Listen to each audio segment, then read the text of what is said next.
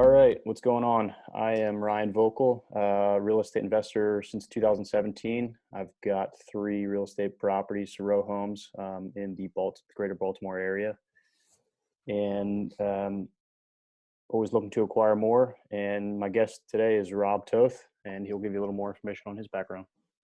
Thanks, Ryan. I'm also a real estate investor. I have a couple of single family homes and some AirBNBs. Really just a side thing that I do. It's not a full-time job. I'm a dentist during the day. So it's just something fun that I like to do. I find it more enjoyable than investing in like stocks or bonds or any of that stuff where the growth is kind of limited. It's more exciting.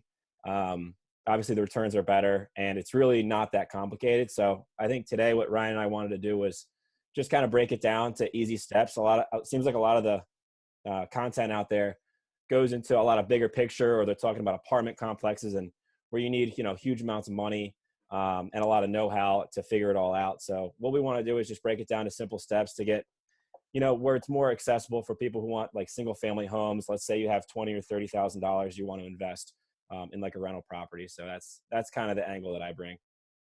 Awesome, thanks. So you kind of use it more as a passive income investing avenue or kind of vehicle, if you will. Correct. Yeah, I like to be totally passive.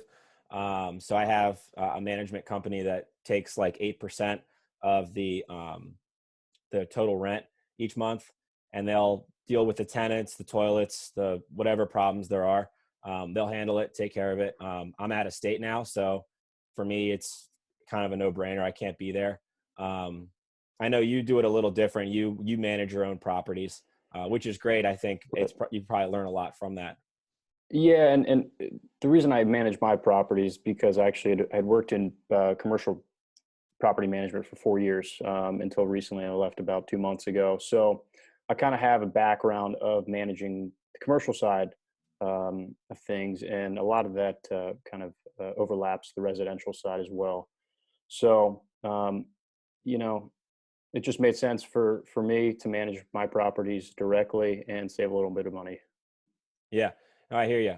So what makes, we kind of touched on it a little bit, but before we dive into how to do it, what makes this type of, passive investment more exciting than like, mutual funds, stocks? I mean, what are the percentages that you could expect from like stocks versus real estate as far as your Sure. ROI?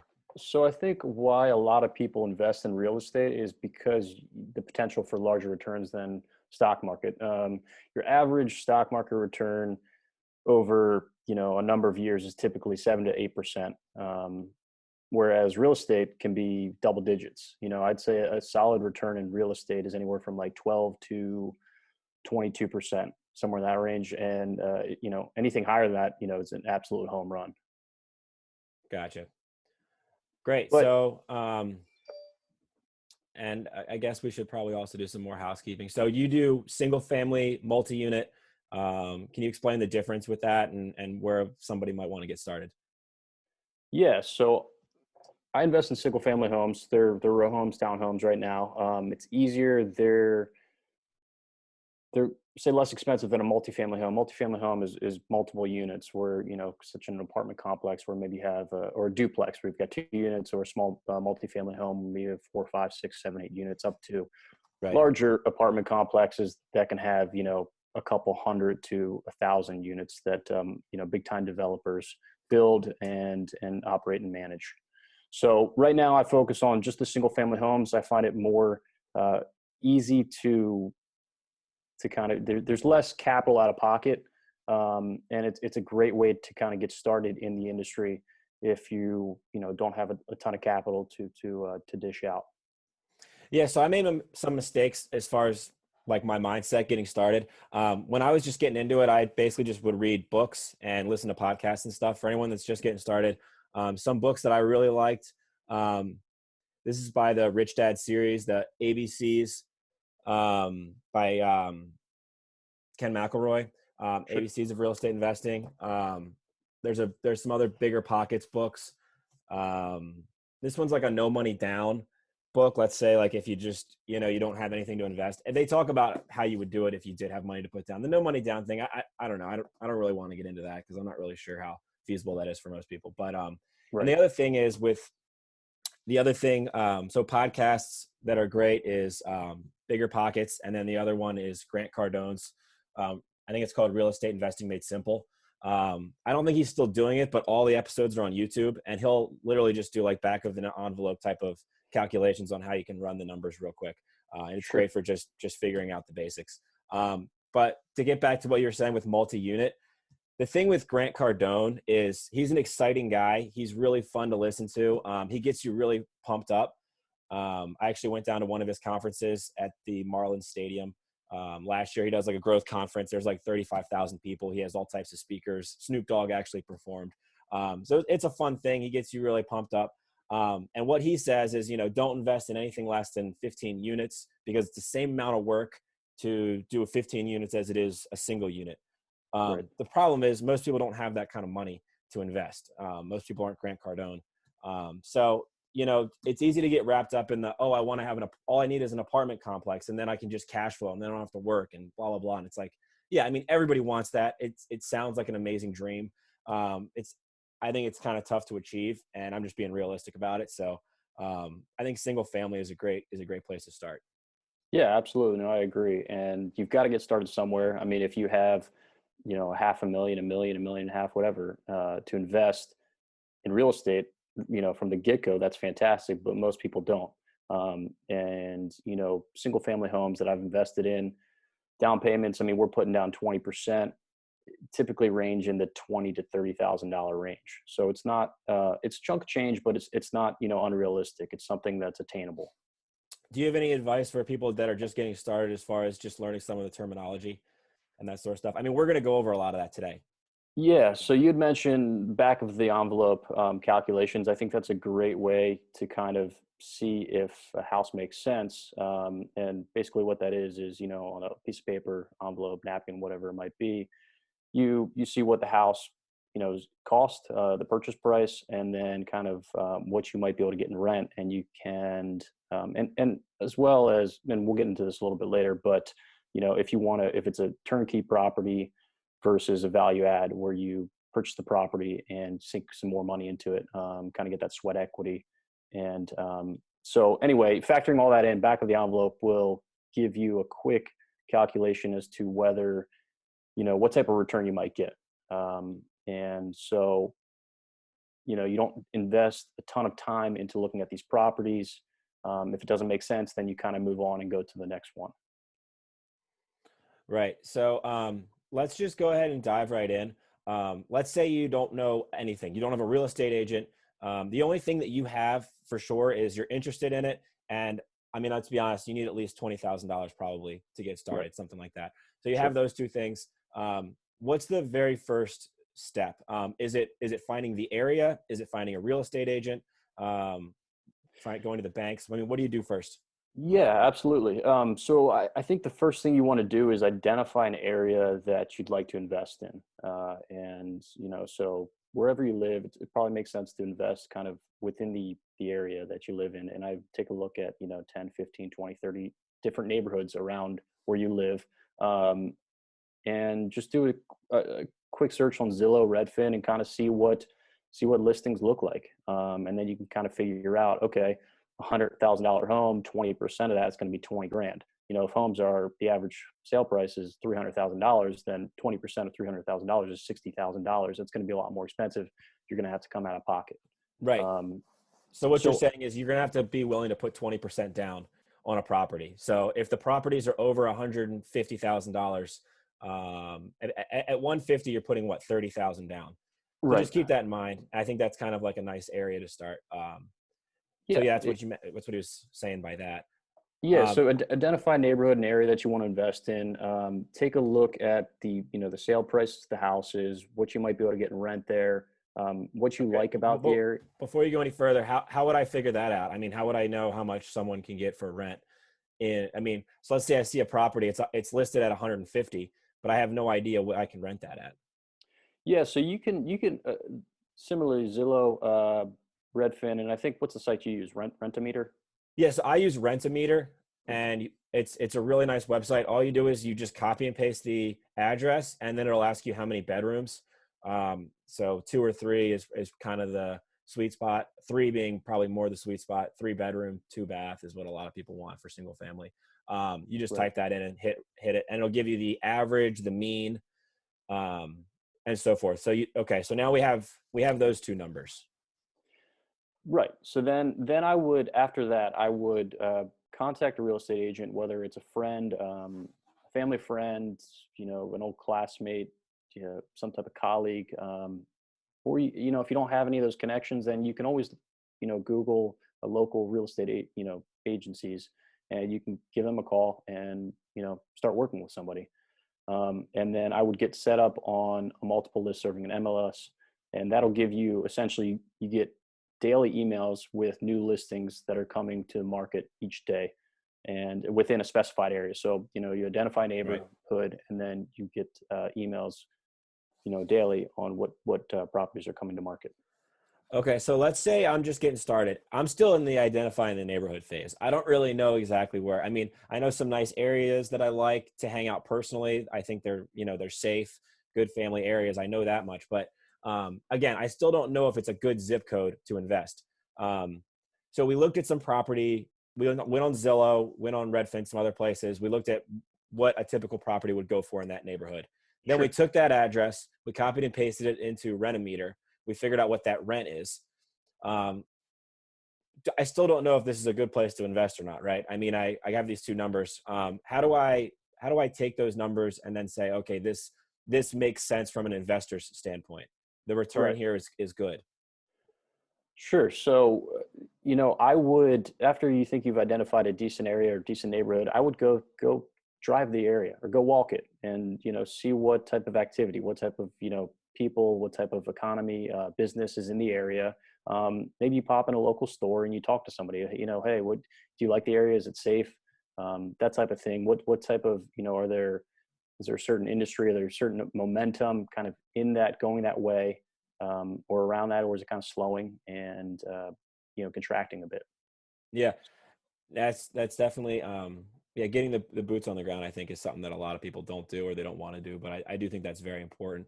And the other thing I wanted to add too is let's say it's the property, let's just say the property is listed at 100,000, just to make the numbers simple. You go on Rent-A-Meter, you type it in, it says average rent there is $1,000 a month. Sure. So just that quick, like we were talking about, some back of the envelope calculations, and I think we can maybe go into that now.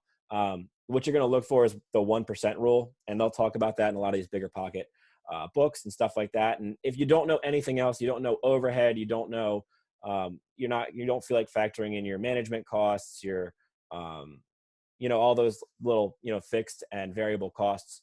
Um, as long as that rent is 1% of the purchase value, then you're in a good spot. You're in a really good spot. Sometimes you can't even get that good, but if you can get $1,000 a month for a property that's listed at 100,000, you're great. Or let's say the property is listed at 200,000, you can get $2,000 a month in rent, and that's what Rent-A-Meter is telling you.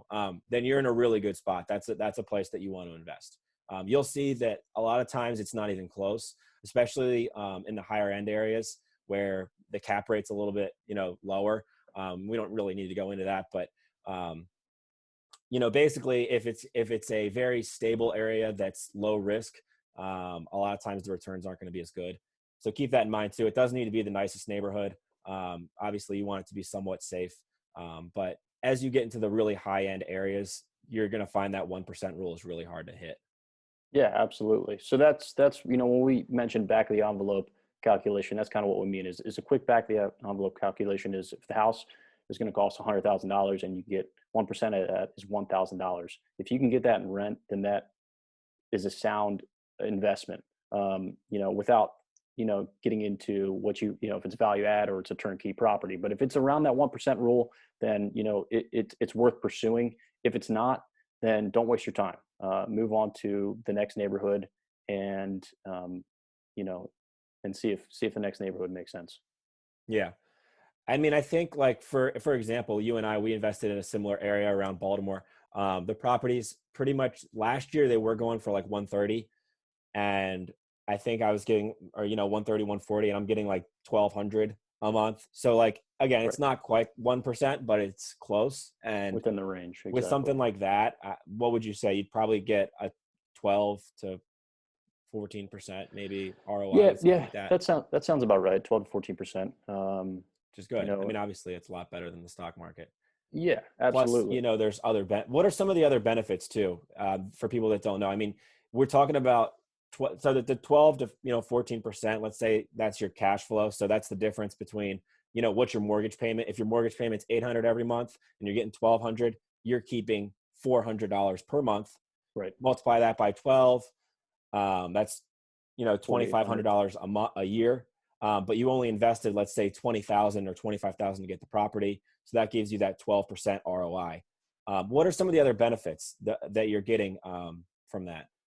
Yeah. So, if you invest in real estate, typically one of the benefits is it's essentially it's a fixed asset that, or you can kind of equate it to a savings account, where you have, hopefully you have appreciation as time goes on. So you bought it for $100,000 in 2020, and say in 2025, you have 3% appreciation a year. It's going to be worth 15% more than it was when you bought it. So $115,000 in 2025 versus 2020.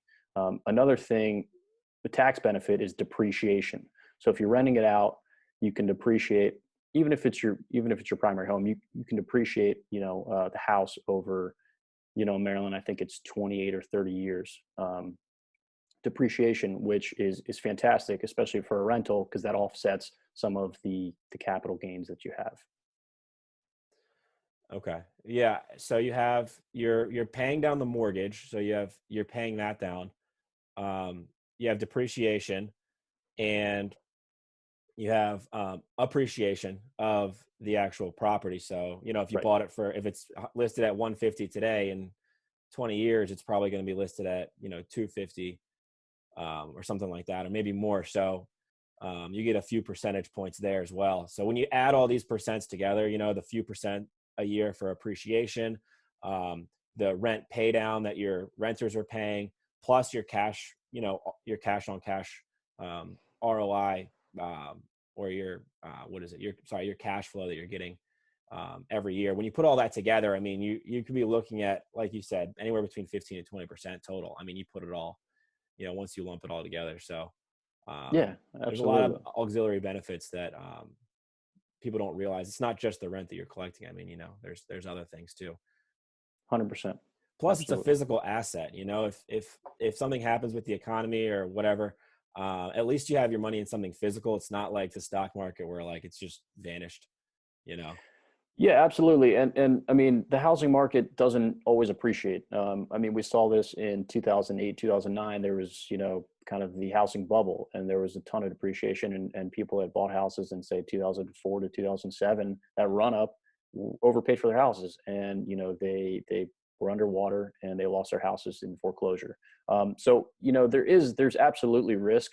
The one thing I will add to that is that, I guess, kind of a downside is that it is a physical asset, but it's not liquid. A lot of people think real estate is liquid and that you can put it on the market, sell it. If you need money right now, then it's probably not the right investment for you. Stock market, whereas stocks or bonds, you can go ahead and sell those and get money and kind of cash out. That same day. Real estate takes some time. Right. Good point. Um, So okay, so let's say we're back on track to getting our first property. So now we've identified some zip codes that we like, sort of middle class areas. Maybe they're townhomes, nothing too fancy. Um, we've ran some of the numbers, looks pretty decent. Right. We've reached out to somebody now for an agent.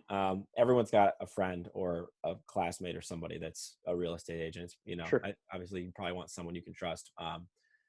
So now that you ask them to put you on the MLS mailing list for particular zip codes, right? That's typically how it works. So you'll let them know what zip codes you like. And then now that you're getting these properties every day and you're looking through the pictures and stuff, and you see some that look like they're ready to go. They don't need any work. They're ready to go, turnkey cut type of situation, which sounds great. Right. So now you reach out to the agent, and let him know that you want to take a look at these properties. what kind of happens next? I mean, are you getting feedback from your real estate agent, and then from there, how do you make an offer and get financing and so forth? Sure. So you have identified a property, or you see a property on, one of these emails that you get from your real estate agent, and then you contact your real estate agent and say, "Hey, look, I'm interested in this property. Can we set up a showing?" They will go ahead and contact the seller's real estate agent, set up a showing, a day and a time for you and your real estate agent to walk through the house, so you can kind of see it physically, get in there, see what type of condition it's in. Do the pictures online match what's actually, in the house, what type of work it might be, or if it's turnkey. And, from there, if you like it, you kind of say, "Hey, or I have some reservations. I'm kind of worried about the HVAC system. It looks a little bit older, or, the roof, how old's the roof, the windows, that type of thing." You can talk to your real estate agent after walk through the house and say, "Hey, can you contact the seller's real estate agent and, get some follow-up information on the age of the roof, the age of the HVAC system, any issues that, the seller has had, or is currently experiencing." So you know what you're getting into a little bit beforehand. And, once you put it under contract, which we'll get to in a little bit, you'll have an inspection of the house, and, inspector will come through and then really kind of do a deep dive, and flesh out, any real potential issues that you might run into. So, assuming that you get answers to those questions, you still like the house, then you want to submit an offer.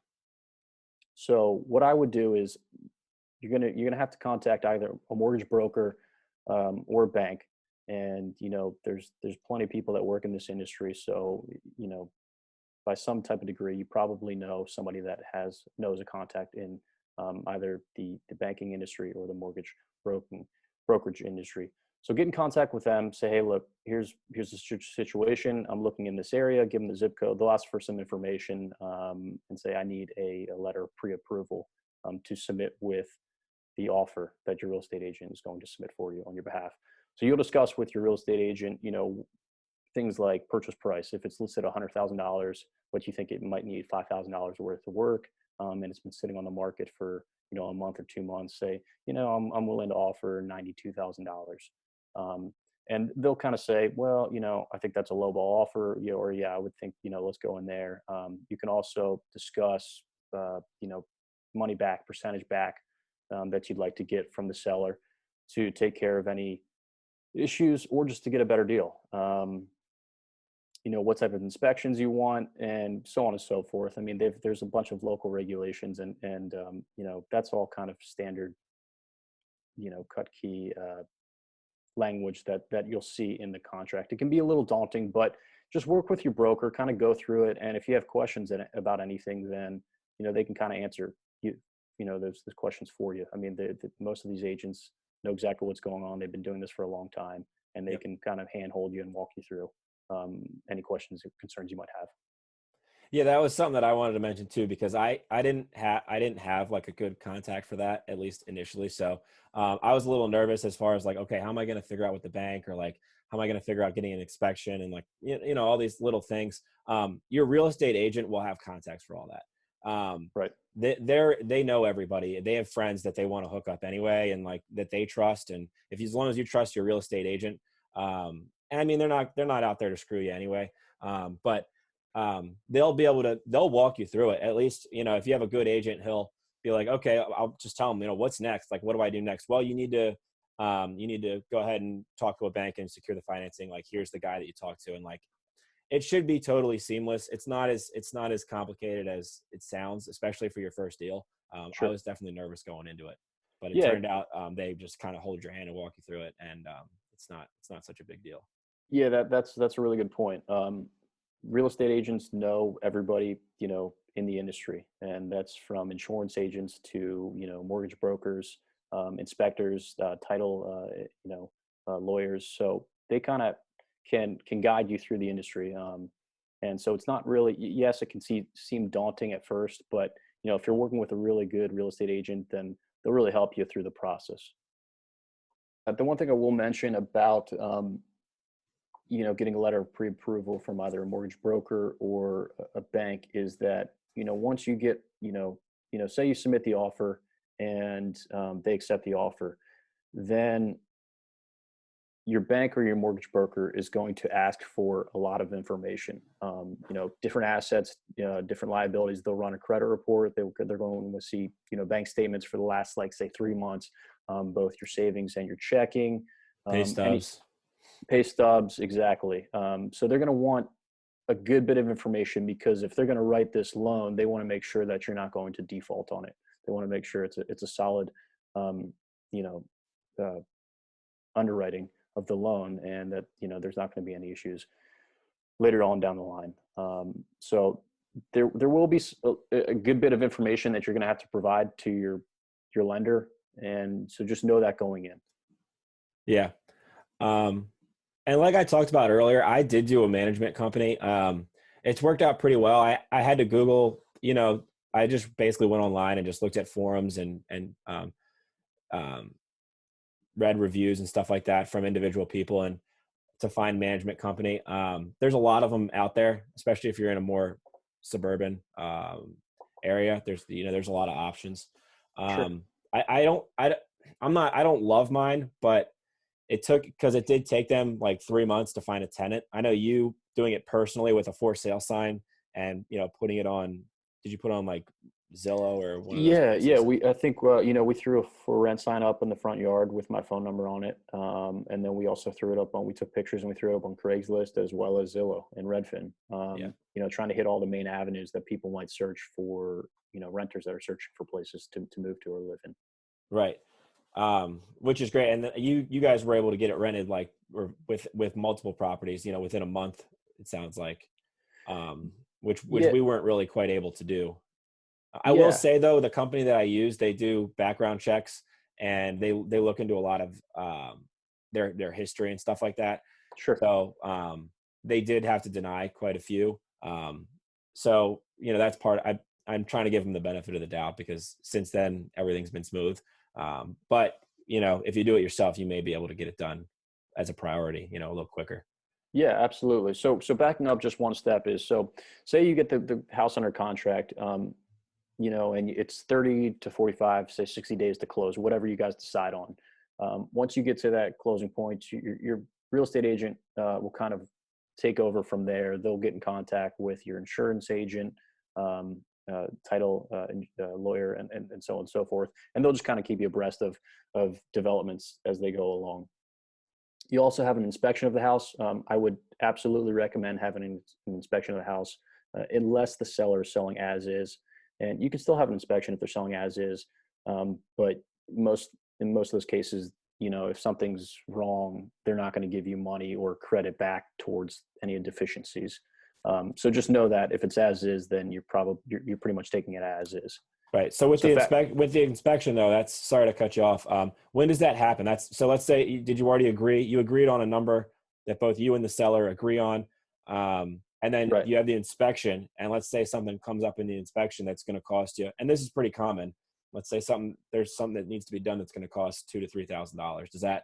Do you go back to negotiating the cost of the property, or? You'll just talk to your real estate agent and say, hey, I want a credit for this $2,000, or, if you think $1,000 is sufficient, or say, let's, always another option is you can say, have the seller fix that deficiency before, before you close. Yeah, absolutely. So there's definitely different ways to navigate that. You can ask for, a larger percentage or money back. So there's a number of different ways to go through that, and your real estate agent will kind of, help you through that process for sure.